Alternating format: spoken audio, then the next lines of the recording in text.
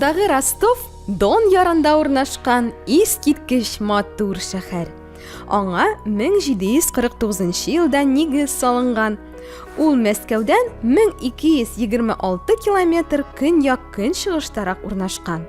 Ростов портыннан бердәм су юлы белән 5 диңгезгә: Азов, Кара, Каспий, Балтык һәм Ак диңгезләргә эләгергә мөмкин.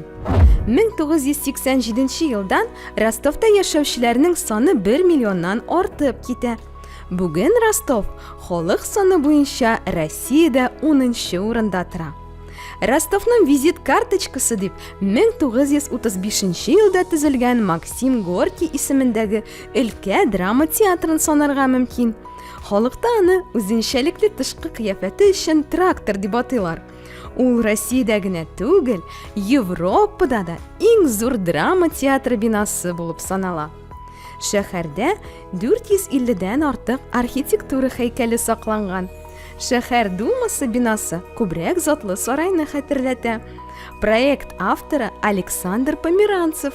Ул шулай ук Мәскәүдә Кызыл мәйданда ГУМны төзегән кеше. Дон китапханәсе 1994 елда төзелгән.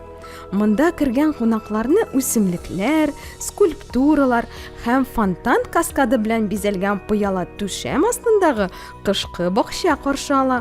Китапханә фондында 5 миллионнан артык китап бар. Ә китап киштәләренең гомуми озынлыгы 33 километрдан артыграк. Бу Дондагы Ростовтан күрше Азов шәһәренә кадәр ара кебек. Парамоновск складлары Дон яр буенда урнашкан шәһәрнең иң мөһим һәйкәлләренең берсе. Элек биредә ашлык, йон, күмер һәм башка товарлар сакланган. Аларны сату Ростовның үсешенә ярдәм иткән. Складларда һәм портта меңләгән эшчеләр эшләгән. Алар арасында танылган язучы Максим Горький да булган. Хәзер анда үлән үсә һәм шелтәрәп чишмәләр ага. Ростовны азат итүче сугышчыларга стелласы шәһәрнең иң биек һәйкәле. Дондагы Ростовны фашист илбасарларыннан азат итүчеләр хөрмәтенә куелган стелланың биеклеге 72 метр. Монументның өсте, ягъни карапның борыны, беренче дәрәҗә Ватан сугышы ордены һәм борынгы грекларның җиңү алиһәсе Никаның таш сыны белән бизәлгән. Дондагы Ростовның яр буе Дон елгасы күренешләрен карау өчен иң яхшы урын.